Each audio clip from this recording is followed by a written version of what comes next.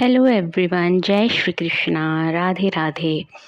क्या आपको पता है एक ऐसा योद्धा जिसके पास थी तीन ऐसी शक्तियां जो पूरे महाभारत को एक पल में समाप्त कर सकती थीं, लेकिन फिर भी उसने अपना शीश दान कर दिया।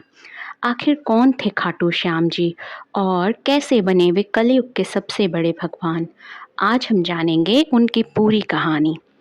खाटू श्याम जी का असली नाम था बर्बरीक।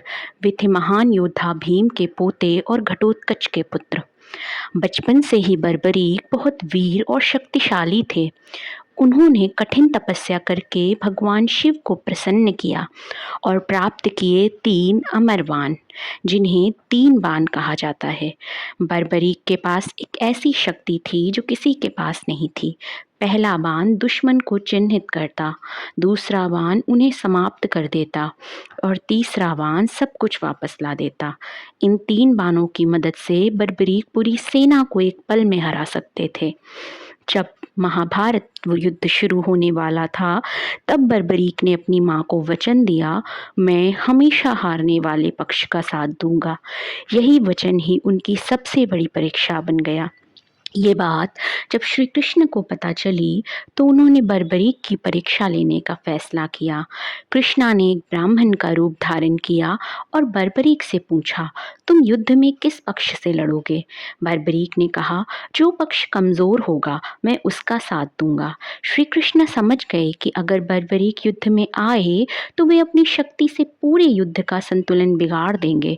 कृष्णा ने बर्बरीक से दान में उनका शीश मांग लिया।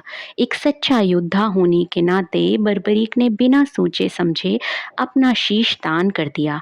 कृष्णा उनकी भक्ति और बलिदान से प्रसन्न हुए और उन्हें वरदान दिया, कलयुग में तुम मेरे नाम से पूजे जाओगे और तुम्हारा नाम होगा श्याम। तब से बर्बरीक बन गए खाटू श्याम जी। श्री कृष्ण ने बर्बरीक के शीश को एक पहाड़ी पर स्थापित कर दिया ताकि वे पूरा महाभारत युद्ध वहां से देख सकें। युद्ध के बाद जब पूछा गया कि विजय का श्रेय किसको जाता है, तो बर्बरीक ने कहा, मैंने सिर्फ कृष्ण के सुदर्शन चक्र को ही युद्ध करते देखा।